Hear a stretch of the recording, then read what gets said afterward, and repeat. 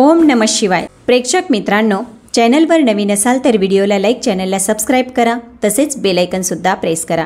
चला तर आपण आजच्या व्हिडिओला सुरुवात करू। नवऱ्याशी छोटंसं भांडण झालं म्हणून घर सोडून मुलगी माहेरी आली आणि आईबरोबर मिळून मोठ्या सुनेला त्रास देऊ लागली। मात्र जेव्हा छोटी सून लग्न करून घरात आली तेव्हा तिने सासूला आणि नंदेला चांगलाच धडा शिकवला। प्रेक्षक मित्रांनो, रविवारची सकाळ होती, पण नंदितासाठी हा दिवस इतर दिवसांप्रमाणेच व्यस्त होता। स्वयंपाकघरात काम करता करता ती विचार करत होती, आज सगळ्यांना नाश्ता देऊन झाल्यावर थोड्या वेळ माहेरी जाऊन येते। कित्येक दिवस झाले आईबाबांना भेटले नाही। तेवढ्यात सुनीलच्या आवाजाने तिचे विचार भंग पावले। अगं नंदिता, माझा टॉवेल कुठे दिसत नाहीये? नंदिताने एक दीर्घ श्वास घेतला आणि हसून उत्तर दिलं, अहो, जिथं तुमचे कपडे ठेवले तिथंच टॉवेल आहे, जरा लक्ष देऊन पहा। हो, कळलं, जरा नाश्ता लवकर तयार कर, नाहीतर उशीर होईल। नंदिताने पटकन नाश्ता तयार करून डायनिंग टेबलवर ठेवला।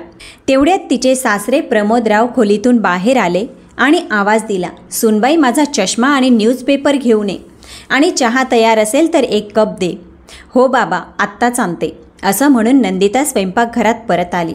तेवढ्यात सासूबाईंचा आवाज आला, सुनबाई, देवघरातलं तेल संपलंय, तू बाटली आणून ठेवली नाहीस आणि ही गोष्टही तुला सांगावी लागते का?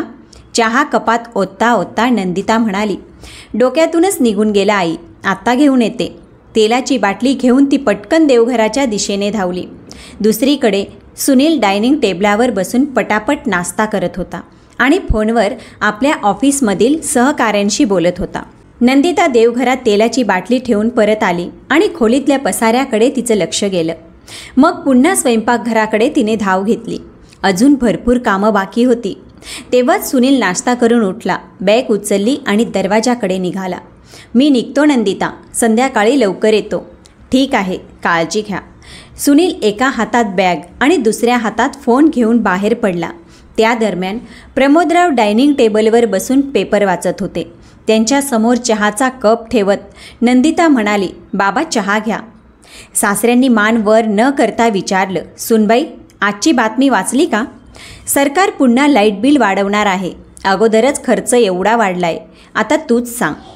तेवढ्यात सासूबाई देवघरातून बाहेर आल्या आणि म्हणाल्या, तुम्हाला तर तुमच्या न्यूजपेपरशिवाय दुसरं काही सुचतच नाही।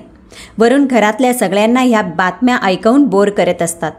स्वयंपाकघरात जाता जाता नंदिताला हसू आलं। प्रमोदरावांनी एक नजर सासूबाईंवर टाकली आणि म्हटले, अगं भाग्यवान, या जगात काय चाललंय हे माहीत असणं गरजेचं आहे। सासूबाई हात हलवत म्हणाल्या, हो हो, पण तुमच्या या बातम्यांमुळे घरातलं काम होणार आहे का? नंदिता त्यांच्या गमतीशीर खट्ट्याळ बोलण्याकडे दुर्लक्ष करत गुपचूप टेबलावर प्लेट ठेवू लागली। तेव्हाच सासूबाई म्हणाल्या, नंदिता, हे सगळं सोड, नाश्त्याला काय केलं आहे? ती हसून म्हणाली, आई, पोहे केलेत आणि दुपारच्या जेवणासाठी डाळ भात करायला सांगते। सासूबाईंनी समाधानाने मान हलवली। नंदिता जरा संकोचत म्हणाली, आई, आज मला माहेरी जायचं आहे। खूप दिवस झाले आईबाबांना भेटले नाही। उर्मिला ताईंच्या भुवया उंचावल्या। अगं, त्या दिवशीच तर भेटून आली होतीस। नंदिता हसून म्हणाली, आई, त्या दिवसाला 2 महिने झाले आहेत। उर्मिलाताई काही बोलणार तोच प्रमोदरावांनी वर्तमानपत्राची घडी घालत म्हटले, उर्मिला, का त्रास देत आहेस तू सुनबाईला? जाऊ दे ना तिला। हे ऐकताच उर्मिलाताईंचा कटाक्ष नवऱ्यावर पडला। मग जड मनाने त्या म्हणाल्या, ठीक आहे, जा, पण लवकर परत ये। पटकन सगळ्यांसाठी नाश्ता तयार केला। माहेरी जाण्याच्या आनंदात तिची पावलं जरा अधिकच चपळ झाली होती। तेवढ्यात उर्मिलाताईंच्या फोनचा आवाज वाजला। हां दिव्या, बोल, कशी आहेस? दिव्या उत्साहात म्हणाली, आई, आम्ही आज घरी येतोय, वहिनींना सांग छान जेवण बनवायला। हे ऐकताच उर्मिलाताईंच्या डोळ्यात चमक आली। अरे वा, खूप छान, ये, वाट पाहते मी। फोन ठेवताच त्या नंदिताला वळून म्हणाल्या, नंदिता, पटकन दिव्याच्या आवडीचं जेवण तयार कर बरं, जावई बापू आणि ती येत आहेत। क्षणार्धातच नंदिताच्या चेहऱ्यावरची उत्साहाची लकेर मावळली। माहेरी जाण्याचा आनंद मावळून गेला। ठीक आहे आई, एवढंच म्हणत ती पुन्हा स्वयंपाकघरात वळली। पण मनातल्या मनात मात्र उफाळत होते, दिव्याचं रोजचं आहे, 4-5 दिवस झाले नाहीत की टपकते इथे। तरीही मन मारत नंदिता कामाला लागली. सकाळपासून न थांबता काम करणाऱ्या तिच्या हातांना आता दम जाणवत होता. पण तरीही दिव्याच्या आवडीचं जेवण तिने अगदी मन लावून तयार केलं. लवकरच दिव्या आपल्या नवऱ्यासोबत आणि 1.5 वर्षाच्या मुलीसोबत माहेरी पोचली. घरात गजबज वाढली. उर्मिलाताई मुलीशी गप्पा मारण्यात रमल्या. प्रमोदराव जावयाशी बाजारभावांवर चर्चा करत बसले आणि दुसरीकडे नंदिता मात्र घाण्याच्या जुंपलेल्या बैलासारखी धडपडत राहिली. लवकरच जेवणाची वेळ झाली. सगळे टेबलावर बसले. नंदिताने सगळ्यांना ताटं वाढली. पण पहिला घास घेताच दिव्याने नाक मुरडलं. वहिनी, हे काय जेवण बनवलंयस? आजही पानचट? मला मसालेदार आणि चटपटीत जेवण आवडतं, माहीत आहे ना? नंदिता काही बोलणार तोच उर्मिलाताई उपहासाने म्हणाल्या, किती वेळा सांगितलं आहे हिला, तिखट आणि चमचमीत केलं तरच जेवणाला चव येते. पण ही ऐकेल तेव्हा ना. मग हसून पुढे म्हणाल्या, पण दिव्या, आता काळजी करू नकोस. काही दिवसातच तुझ्या छोट्या भावाचं लग्न होणार आहे आणि तुझ्या वहिनीने मुक्ताने हॉटेल मॅनेजमेंटचा कोर्स केला आहे. तिच्या हातचं जेवण अप्रतिम लागतं. दिव्या आनंदाने म्हणाली, हो आई, मग पुढच्या वेळी मुक्तानं बनवलेले जेवणच खाईन. पण आत्ता तरी यांचं जेवण गिळावं लागेल. हे ऐकत नंदिता गप्प राहिली. पण प्रमोदराव मात्र शांत बसले नाही. ते आपल्या ताटातला घास घेत म्हणाले, एकतर सकाळपासून बिचारी एका पायावर उभी राहून घरकाम करतीये आणि वर तुम्ही तिला ऐकवत आहात. यावर उर्मिलाताई थंड आवाजात म्हणाल्या, तुम्ही तर सुनेला डोक्यावर बसवलंय. चूक असेल तर सांगण्यात काही गैर नाही. नंदिताने डोळे मिटले. तिचं मन आता गडगडून रडत होतं. नंदिता गप्प राहून स्वयंपाकघरात काम करू लागली. या सगळ्या बोलण्याची तिला सवय झाली होती. त्यामुळे कोणतीही प्रतिक्रिया न देता ती आपल्या कामात व्यस्त राहिली. संध्याकाळ होत आली होती. भांडी घासत असताना नंदिताने घड्याळाकडे पाहिले. जर दिव्या आली नसती तर कदाचित मी या क्षणी माझ्या माहेरी असते. आईच्या मांडीवर डोकं ठेवून थोडा विसावा घेत असते.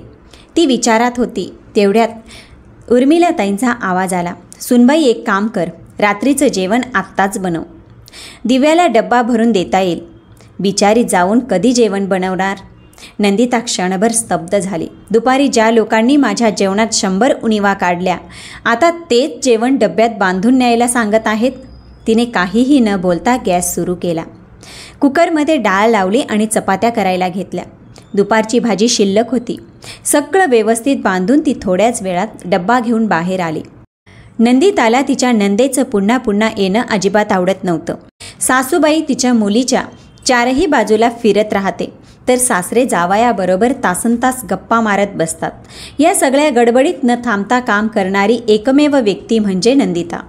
तिला हे ठाऊक होतं की जर तिने यावर काही बोलण्याचा प्रयत्न केला तर सासूबाईंना अजिबात आवडणार नाही आणि घरात उगाचच तमाशा होईल. घराची एकुलती एक सून असल्यामुळे सगळी जबाबदारी तिच्यावरच होती. सुनीलची नोकरी अशी होती की त्याला कायम बाहेर जावं लागायचं, तर अभि हैदराबादला होता. त्यामुळे घराची सगळी जबाबदारी नंदितावरच होती. पण तिला एक आशा होती. अभिचा साखरपुडा झालेला होता आणि लवकरच त्याचं लग्न होणार होतं. जेव्हा जाऊबाई या घरात येतील तेव्हा कदाचित कामाचं ओझं थोडं हलकं होईल. काही दिवस निघून गेले आणि नंदिता घराची साफसफाई करू लागली. घरात खूप पसारा होता, त्यामुळे तिने भाजी निवडायचं काम सासूबाईंना दिलं. उर्मिलाताई भाजी निवडत बसल्या होत्या. तेवढ्यात त्यांचा मोबाईल वाजला.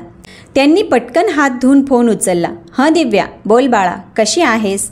एकटीच येत आहेस? आणि जावाई बापू कुठे आहेत? ते का नाही येत? दुसऱ्या बाजूने दिव्या काहीतरी म्हणाली. ते ऐकून उर्मिलाताईंच्या कपाळावर आठ्या उमटल्या. अगं, पण त्यांच्याशी भांडण करायची काय गरज होती तुला? असं विचार न करता कोणी घर सोडून येतं का? त्यांचा आवाज थोडा मोठा झाला. आता त्या काळजीत पडल्या होत्या. त्यांनी पटकन सुनीलला आवाज दिला. सुनील, दिव्या बस स्टँडवर आली आहे, तू तिला घेऊन ये. सुनील खोलीतून बाहेर आला आणि आश्चर्याने म्हणाला, पण आई, ती एकटीच आली? भाऊजी का नाही आले? उर्मिलाताईंनी फोन कट केला. एक दीर्घ श्वास घेतला आणि म्हणाल्या, माहीत नाही या मुलीचं काय होणार. कदाचित नवऱ्याशी भांडून आली आहे. तू आधी जाऊन तिला घेऊन तर ये, नंतर बाकीचं बोलू. सुनील गाडीची चावी घेऊन घरातून बाहेर पडला आणि नंदिताला समजलं होतं की आता घरातलं वातावरण नक्कीच बिघडणार. थोड्याच वेळात गाडीचा हॉर्न ऐकू आला. सुनील आणि दिव्या तिच्या लहानशा मुलीसोबत घरी आले. दिव्याच्या चेहऱ्यावर राग स्पष्ट दिसत होता, पण त्याच वेळी माहेरी आल्याचं समाधानही होतं. उर्मिलाताई मुलीला पाहताच म्हणाल्या, आलीस तू? आधी आत तर ये. किती टेन्शनमध्ये दिसत आहेस? प्रमोदरावांनी गंभीर आवाजात विचारलं. दिव्या, असं काय झालं? तू अचानक का आलीस? दिव्या रागाने म्हणाली, माझं कोणी ऐकतच नाही बाबा. केव्हापासून सांगत होते की मला काही दिवस माहेरी जायचं आहे, पण प्रत्येक वेळी त्यांच्या आईच्या तब्येतीचं निमित्त करून मला थांबवतात. फक्त स्वतःच्या आईचंच ऐकतात, दुसऱ्या कुणाचंही नाही. याच गोष्टीवरून आज सकाळी भांडण झालं आणि रागाच्या भरात मी माझ्या मुलीला घेऊन निघून आले. थोड्याच दिवसात त्यांची अक्कल ठिकाणावर येईन. प्रमोदरावांनी दीर्घ श्वास घेतला आणि म्हणाले, दिव्या, हे बरोबर नाही. तू स्वतः एका मुलीची आई आहेस. तुला समजुतीने वागायला हवं. प्रत्येक छोट्या छोट्या गोष्टींवरून घर सोडून येणं योग्य नाही. पण दिव्या चिडून म्हणाली, बाबा, तुम्हाला टेन्शन घेण्याची काही गरज नाही. माझं लग्न झालं आहे, ते गुलाम बनवण्यासाठी नाही. मला जेव्हा वाटेल तेव्हा मी माहेरी येईन आणि तसंही ते लोक मला माहेरी राहू देत नाही. आता भांडण झालंय तर कमीत कमी 1 महिना तरी मी इथे राहणार आहे. प्रमोदराव काही बोलणार होते तेवढ्यात उर्मिलाताईंनी त्यांचं बोलणं अडकवत म्हटलं, तुम्ही या सगळ्यात अजिबात लक्ष घालू नका. आता दिव्या आली आहे ना, तर तिला काही दिवस शांतपणे राहू द्या. जावाई बापूंचा राग निघून गेला की आपोआप ते तिला घ्यायला येतील. आणि तसंही मुलीशिवाय त्यांचं मन लागणार नाही. मग त्या नंदिताकडे पाहून म्हणाल्या, नंदिता, दिव्याची बॅग आत ठेव आणि तिच्यासाठी काहीतरी खायला घेऊन ये. बिचारीने सकाळपासून काही खाल्लं नसेल. नंदिताने मान खाली घातली आणि हो आई असं म्हणत बॅग उचलली आणि आत गेली. गप्पच राहून तिने स्वयंपाकघरात जाऊन 1 ग्लास पाणी भरलं आणि दिव्याच्या समोर ठेवलं. दिव्याने तोंड पाहून पाण्याचा ग्लास उचलला. तोच उर्मिलाताई म्हणाल्या, नंदिता, फक्त पाणी घेऊन आलीस? तुला चहा बनवायला येत नाही का? बिचारी एवढ्या दुरून आली आहे. तिने मात्र काहीही उत्तर न देता पुन्हा स्वयंपाकघराकडे वळली. तिने गॅस पेटवला, चहा बनवायला ठेवला आणि मग तिथेच स्टूलवर बसून डोकं पकडून राहिली. मनात विचार सुरू झाले, हे देवा, काय करू मी? या मुलीला कंटाळून गेले आहे. भांडण त्यांच्या घरी होतं आणि त्रास मात्र मला होतो. जेव्हा बघावं तेव्हा माहेरी निघून येते. घरातल्या सगळ्यांना हे माहीत नसेल, पण माझ्या डोक्याचा ताप मात्र वाढतो. तेवढ्यात बाहेरून पुन्हा आवाज आला, सुनबाई, अजून चहा झाला नाही का? नंदिता पटकन उठली, चहा कपात ओतला आणि बाहेर आली. चहा देत ती म्हणाली, हा घ्या ताई चहा. दिव्याने 1 घोट घेतला, पण तिच्या चेहऱ्यावर काही समाधान नव्हतं. चहाचा कप टेबलावर ठेवत ती रागाने म्हणाली, अच्छा, आज मी एकटीच आली आहे म्हणून माझी किंमत उरली नाही. फक्त चहा आणून दिला. चहासोबत काहीतरी खायला आणू शकली नसतीस का? नंदिताचे पाय थबकले. ती काही बोलणार तोच उर्मिलाताई म्हणाल्या, नंदिता, तू पण हद्द करतेस हं. चहाबरोबर काहीतरी खायला का नाही आणलंस? नंदिता आपल्या रागावर नियंत्रण ठेवत हळूच म्हणाली, आत्ताच घेऊन येते आई. ती पटकन स्वयंपाकघरात गेली. ट्रेमध्ये बिस्किटे आणि चिप्स ठेवले आणि शांतपणे बाहेर आली. यानंतर ती काहीही न बोलता आपल्या कामात गुंतली. दिव्याने चहाचा घोट घेत आईकडे पाहिलं आणि म्हणाली, आई, असं वाटतं की वहिनींना माझं इथं येणं आवडलं नाही. त्यांना माझं काम करावं लागतं म्हणून त्रास होतो बहुतेक. उर्मिलाताईंनी तिला तात्काळ समजावलं आणि म्हटलं, अगं, असं काही नाही. तू काळजी करू नकोस. मी आहे ना इथे. तुला कोणत्याही गोष्टीची कमतरता भासू देणार नाही. तेव्हा दिव्याने भुवया उंचावत टोमणा मारला, आई, तू भाजी का निवडत आहेस? त्या महाराणीला हात हलवायला जमत नाही का? का तुला कामाला झुंपलंय? अगं दिव्या, तुला तर माहीत आहे ना, घरात राहताना थोडंफार काम करावंच लागतं. तेवढ्यात दिव्याची मुलगी झोपेतून उठली आणि रडू लागली. उर्मिलाताईंनी मोठ्या आवाजात हाक मारली, अगं नंदिता, पिहूला भूक लागली आहे. तिच्यासाठी दूध गरम कर आणि तिची बाटली उकळत्या पाण्याने स्वच्छ करून घे. तेवढ्यात प्रमोदराव खोलीतून बाहेर आले. त्यांनी सगळं पाहिलं होतं. उदास स्वरात ते म्हणाले, उर्मिला, का दिवसभर सुनेच्या डोक्यावर बसलेली असतेस? स्वतः उठू शकत नाही का? निदान तुझ्या मुलीला तरी सांग, स्वतःचं काम स्वतः शिकव. त्यावर उर्मिलाताईंनी रागाने उत्तर दिले, तुम्ही तुमच्या खोलीत जा आणि TV लावून भजन ऐका. माझ्या कामात नाक खुपसू नका. प्रमोदरावांनी खोल श्वास घेतला आणि दिव्याकडे पाहत मृदू आवाजात म्हणाले, दिव्या, बाळा, माझ्या बोलण्याचा राग मानू नकोस, पण तुला तुझ्या स्वभावात थोडासा बदल करायला हवा. दिव्या रागाने फणकारली, का बाबा, तुम्ही नेहमी मलाच बदलायला सांगता? मी असं काय केलंय जे तुम्हाला माझ्या वागण्याबद्दल सतत तक्रार वाटते? प्रमोदराव शांतपणे समजावत म्हणाले, दिव्या, तू तुझ्या नवऱ्याशी भांडून माहेरी आली आहेस आणि तुझ्या सासरकडून अजून एकही फोन आलेला नाही. ही चिंतित बाब नाही का? ते ऐकून दिव्या ठसक्यात म्हणाली, तुम्हाला तर नेहमी फक्त माझ्या सासरच्या लोकांची काळजी असते, माझी नाही. मला तुमच्याशी काही बोलायचं नाही आणि मी झोपायला जाते असं म्हणत दिव्या पाय आपटत खोलीत निघून गेली आणि दरवाजा ताडकन बंद केला.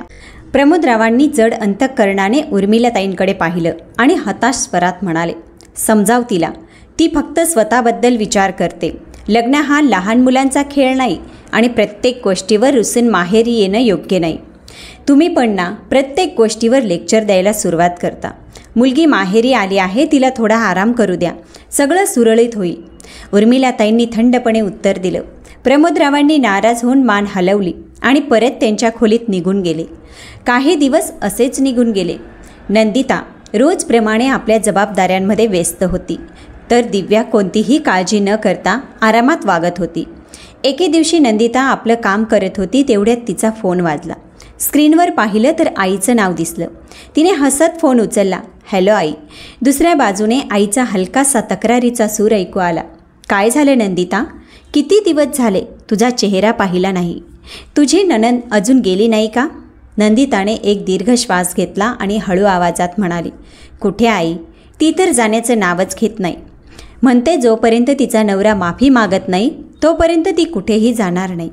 मला तरी वाटत नाही की ती एवढ्या सहजासहजी जाईल.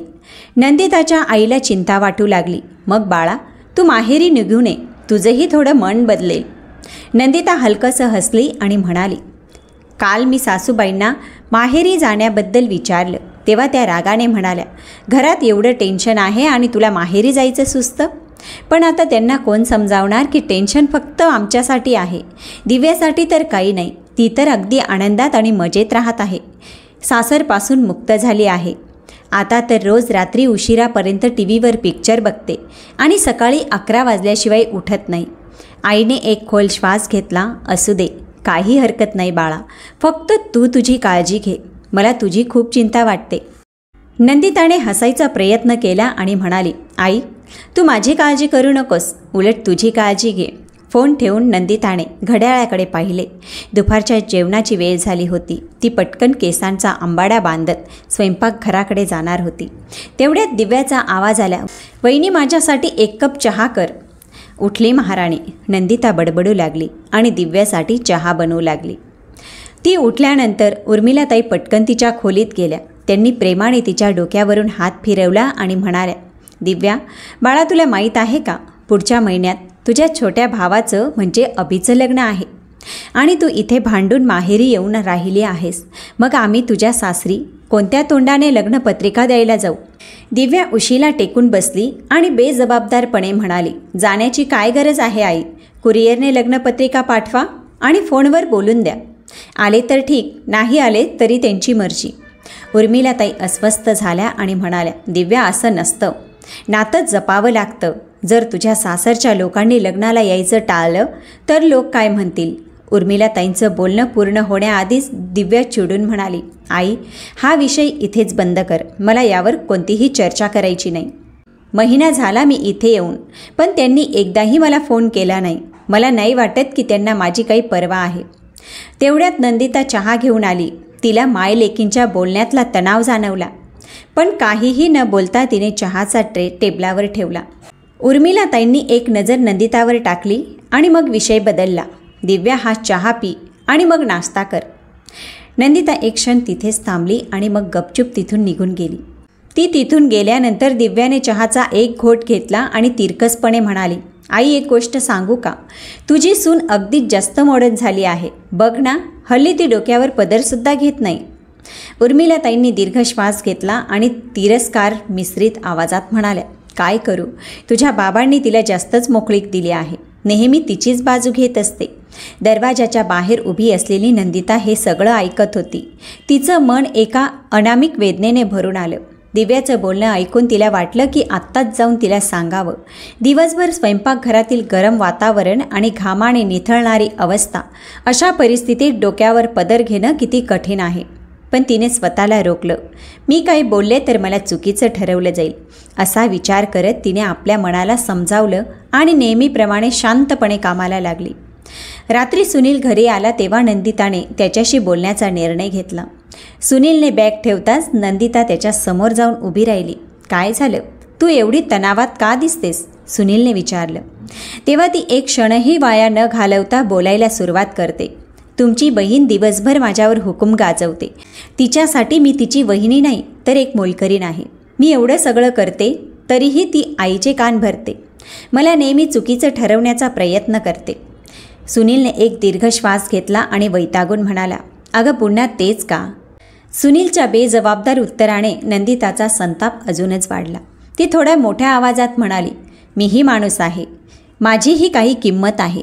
आता माझ्या सहनशक्तीचा अंत झाला. एकतर तुम्ही ताईला समजवा नाहीतर आईशी बोला, पण मी हे सगळं सहन करू शकत नाही. सुनील काही क्षण विचारात पडला आणि मग तिच्या खांद्यावर हात ठेवत म्हणाला, नंदिता तू काळजी करू नकोस. अभिच्या लग्नाला दिव्याच्या सासरचे लोक आले की तिला स्वतःच समजेल. सुनीलचं बोलणं ऐकून नंदिता शांत झाली. दिवस निघून गेले आणि अखेर अभिच्या लग्नाचा दिवस उजाडला. घरात सगळीकडे आनंदी वातावरण होतं. पाहुण्यांची वर्दळ सुरू होती. दिव्या गर्दीत आपले सासू सासरे आणि नवऱ्याला शोधत होती, पण कोणीच न दिसल्यामुळे तिचा चेहरा रागाने लाल झाला. शेवटी उर्मिला ताईंनाही चिंता वाटू लागली. त्या प्रमोदरावांना म्हणाल्या, तुम्ही त्यांच्याशी बोलला होतात ना, मग ते का आले नाही? प्रमोदरावांनी थंड श्वास घेतला आणि शांतपणे उत्तर दिलं, आपण बोलावलं किंवा नाही बोलावलं याने काही फरक पडत नाही उर्मिला. जिच्यामुळे आपलं त्या लोकांशी नातं होतं तीच जर त्यांच्यासोबत नसेल तर ते लोक लग्नाला येऊन काय करणार? यानंतर दिव्याने ठरवलं ती या बंधनामध्ये आणखी राहू शकत नाही. तिने वकिलांना फोन करून घटस्फोटाचे पेपर तयार करण्यास सांगितलं. अभिच्या लग्नाच्या सगळ्या विधी संपल्या. नवीन सून मुक्ता शिकलेली, समजूतदार आणि काळाच्या प्रवाहात पुढे चालणारी मुलगी होती. मात्र संस्काराशी तिचे नाते तेवढेच घट्टही होते.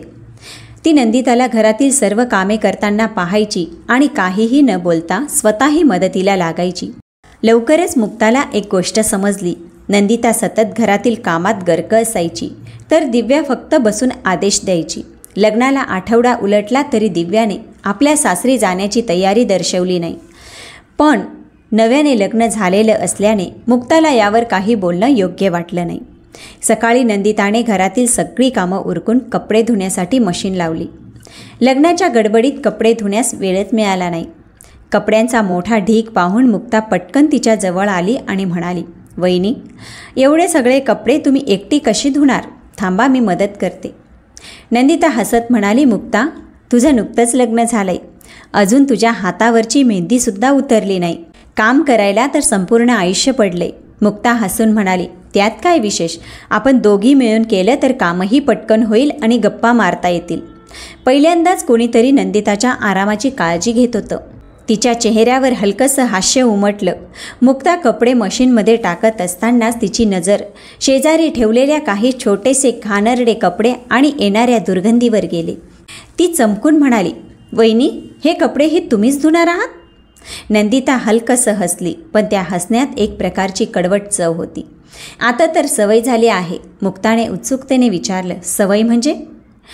नंदिता काही क्षण गप्प राहिली, पण मुक्ताने पुन्हा विचारताच तिने तिच्या मनातला सगळा भार हलका केला आणि मुक्ताला सगळं काही सांगितलं. म्हणजे दिव्याताई सासरी जाणारच नाहीत? नंदिताने फक्त हलकंसं स्मित करून मान हलवली. नाही, आणि जाण्याची त्यांची इच्छासुद्धा दिसत नाही. आता तर गोष्ट घटस्फोटापर्यंत पोचली आहे. मुक्ताला हे ऐकून धक्का बसला. तिने नंदिताच्या चेहऱ्याकडे पाहिलं. तिच्या डोळ्यात वेदना आणि थकवा स्पष्ट दिसत होता. वहिनी तुम्ही गप्प का? या अन्यायाविरुद्ध आवाज उठवायला हवा. सगळं निमूटपणे सहन का करताय? तेव्हा तिने दीर्घ श्वास घेतला, मान खाली घातली आणि हलक्या आवाजात म्हणाली, काय करू मुक्ता? या घरात मला बोलूच दिले जात नाही. मी त्रास सांगायचा प्रयत्न केला की सासूबाई म्हणतात, माझी मुलगी माहेरी आली आहे, तिला त्रास देऊ नको. मुक्ताचा रागाने लाल झालेला चेहरा स्पष्टच बोलत होता. म्हणजे तुम्ही गप्प बसणार? गरजेपेक्षा जास्त सहन केले तर लोक तुमचा फायदा घेत राहतील. मुक्ता आणि नंदिनी वॉशिंग मशीन लावत बोलत होत्या. इतक्यात उर्मिलाताईंचा मोठा आवाज आला. मुक्ता कुठे आहेस? तिने पटकन हात धुवून उत्तर दिलं, आई मी वहिनींची मदत करत आहे. तेवढ्यात उर्मिलाताईंसोबत दिव्याही त्या ठिकाणी आली. आज तू पहिल्यांदा स्वयंपाकघरात पाऊल टाकणार आहेस, काहीतरी गोड बनव. उर्मिलाताईंनी आदेश दिला. थोड्याच वेळात संपूर्ण घरात सुगंध पसरला. अरे वा, काय अप्रतिम सुगंध येतोय. पहिला घास घेताच दिव्या म्हणाली, मुक्ता तू तर कमाल केलीस. हॉटेलमधले मोठमोठे आचारीही तुझ्या पुढे फेल आहेत. घरातील सर्वांनी मुक्ताच्या हाताचे जेवण खाल्ले आणि तिच्या कौशल्याचं कौतुक केलं. पण तेवढ्यात दिव्याच्या तोंडून असं काही निघालं ज्यामुळे संपूर्ण वातावरण बदलून गेलं. एवढ्या दिवसांपासून नंदिता वहिनीच्या हातचं बेस्वाद जेवण खाऊन मला अक्षरशः कंटाळा आला होता. आज कित्येक दिवसांनी खऱ्या अर्थाने स्वादिष्ट जेवण खायला मिळालं. नंदिता जेवण वाढत होती. एक क्षण ती थबकली. मुक्ताने गपचूप पाण्याचा पेला उचलला, एक दीर्घ श्वास घेतला आणि शांत पण तिखट आवाजात म्हणाली, मी पण नंदिता वहिनींच्या हातचं जेवण खाल्लंय आणि मला तर ते अतिशय चविष्ट वाटतं. दिव्या आणि उर्मिलाताईंनी एकमेकींकडे पाहिलं. त्या काही बोलणार तोच मुक्ताने दुसरा तीर मारला. ताई, जर तुम्हाला त्यांच्या हातचं जेवण आवडत नसेल तर तुम्ही स्वतः का बनवत नाही. तेव्हा मायलेकींना काहीच सुचेना. त्यांचे चेहरे पांढरे पडले. मुक्ता मात्र शांतपणे तिथून निघून गेली. डायनिंग टेबलवर बसलेले प्रमोदराव हे सगळं ऐकत होते. मुक्ताच्या निर्भीड स्वभावाने ते मनोमन संतोष पावले आणि आतल्या आत मनातच ते स्मित करू लागले. शेवटी कोणीतरी आलं या घरात जो या माय लेकींचं तोंड बंद करू शकतं. दुसऱ्या दिवशी सकाळी नंदिताची तब्येत बिघडली. तिचं डोकं जड झालं होतं, अंगभर कणकण होती. तरीही ती नेहमीप्रमाणे उठून घरकाम करू लागली.